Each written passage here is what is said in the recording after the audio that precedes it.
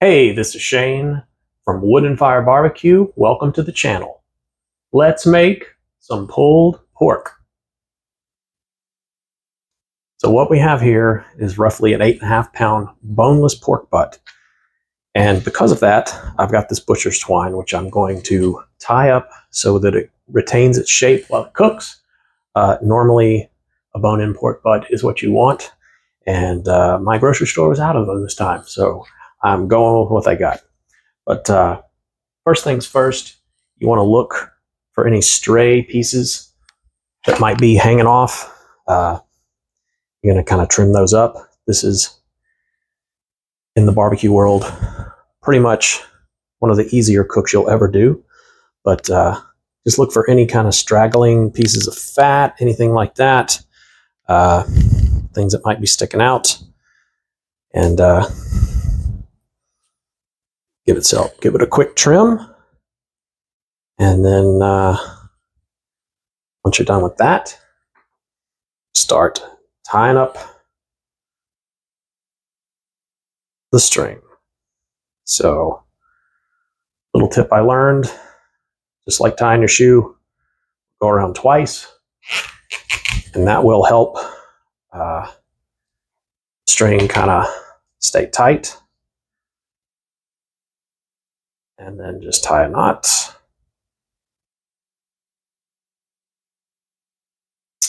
And then just repeat the process with the other two pieces of string. All right, so we got it twined up, tied up, and the next thing you're going to need is just some plain old yellow mustard. This is the Kroger brand. Use whatever you want. You don't need Dijon, just straight yellow hot dog mustard. And we're going to rub it all over. And the purpose of this is just to make the rub stick. And the finished product will not taste like mustard. First time I did this, I was a little freaked out. And I was pleasantly surprised when I did not taste the mustard at all. So don't worry about that. Let's flip it over. Go.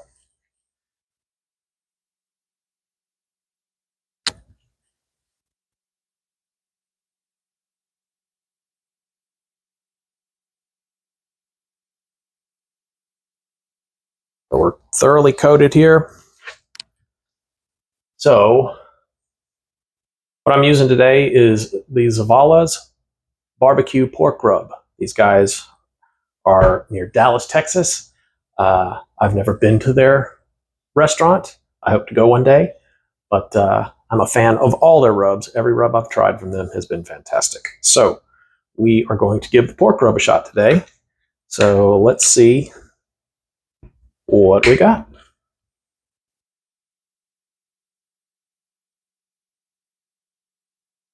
You want to be very liberal with your rub. Don't be scared. This is not an overly salty rub. It does have a little bit of heat to it, which I like. I'm a bit of a pepper fanatic, but other folks in my family, not so much. So I try to walk that fine line so that everybody's happy with the finished product. So you're just trying to get this completely coated.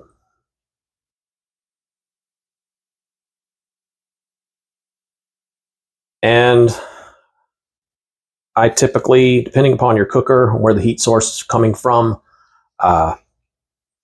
you may want to do fat cap down. I tend to do fat cap up. I have a reverse flow indirect smoker made by Shirley Fabrication out of Tuscaloosa, Alabama.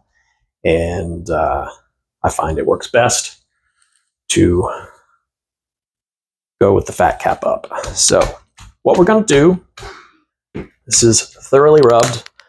I'm going to let this sit here on the counter so that this rub kind of soak some of the liquid out of the pork, and it'll kind of just become one homogeneous piece. So After that, we're going to take it out to the smoker. Got a rip roaring fire. I'm rocking some maple wood today. It's going to smell like pancake syrup in just a little bit. I figure that'll pair well with the pork. So here we go.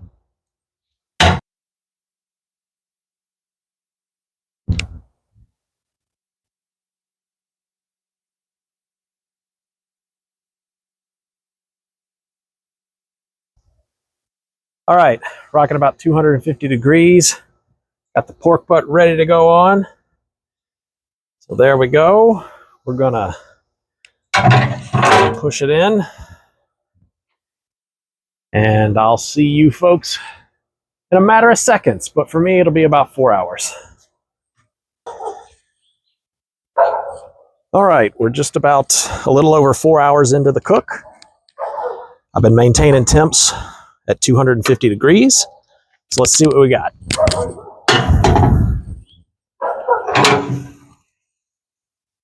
Oh yeah, it's looking good. So we're getting some split here in the fat cap, which is what you want to see. And let's take a temp.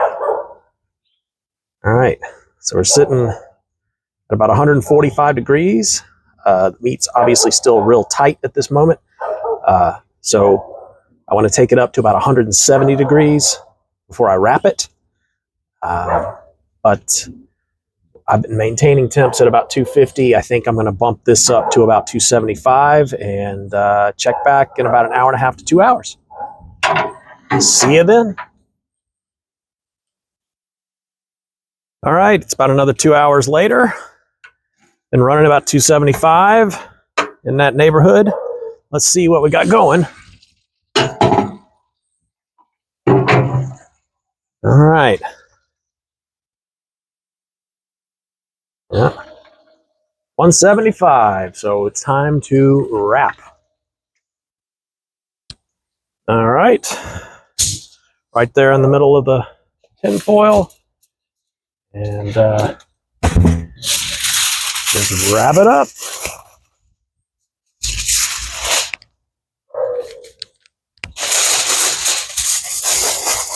I'm not adding any liquid to this.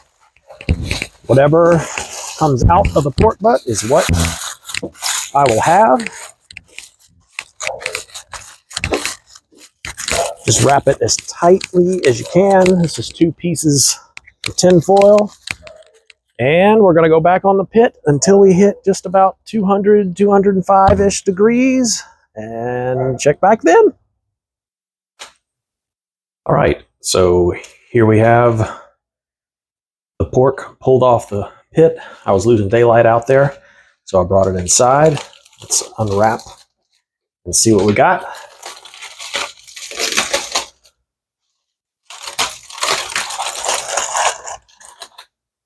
So we'll check temps here.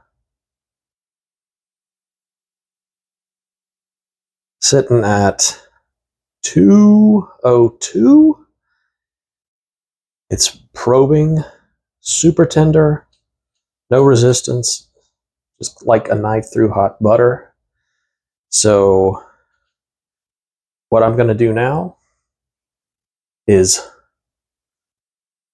let this sit on the counter for a bit, cool down. And once it hits about 150 degrees, I am going to stick it in my toaster oven and let it rest, because what I have found is letting the meat rest is as important as how you cook it. So I will check back in with you later. Okay, so pork butt's been resting. I actually did an overnight rest, so about 12 hours. I held it at 150 degrees in my toaster oven. So one of the best things I invested in ever, because before that, it was just resting it in a cooler with a few towels, which will work, but it only works for me anyway for about maybe 2 to 3 hours. And after that, the food starts to enter that unsafe temperature range. So this way I can do a little longer hold. So let's see what we got.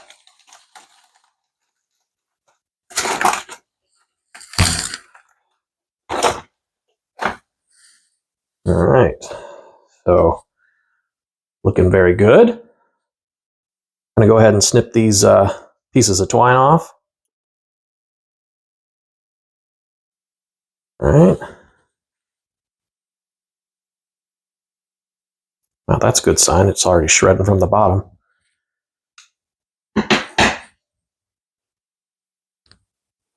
There we go. Save all that good stuff. So, let's see what we got. Oh, yeah. Oh, it's looking good.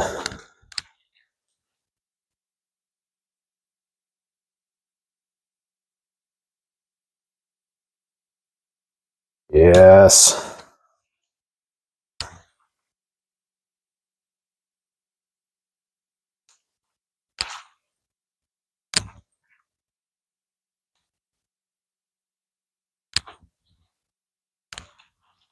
Now, if for any reason, when you're cooking this, if your meat dries out, save the drippings from your wrap, and then you can add it back in. So, yeah, this is looking pretty good. I may add just a little bit. So, let's get a taste and see what we think. All right, so here we go.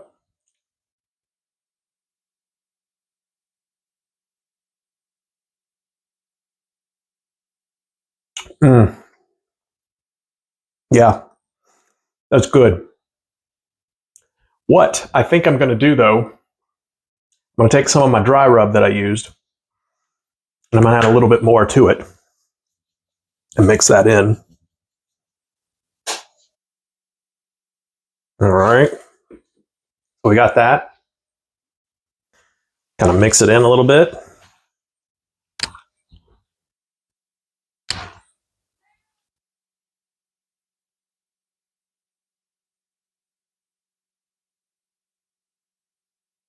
And now I'm going to take some of these drippings and we're going to add it back in. Oh, yeah. There we go.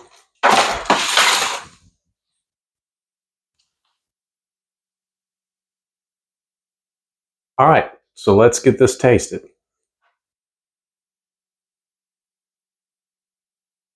Oh, yeah.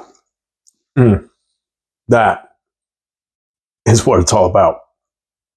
That is fantastic. So I hope that this video, if this is your first time doing it or your 400th time doing it, I hope this video has been helpful to you. Give me a like, give me a subscribe. I'd appreciate it. Thanks for watching, and I'll catch you next time.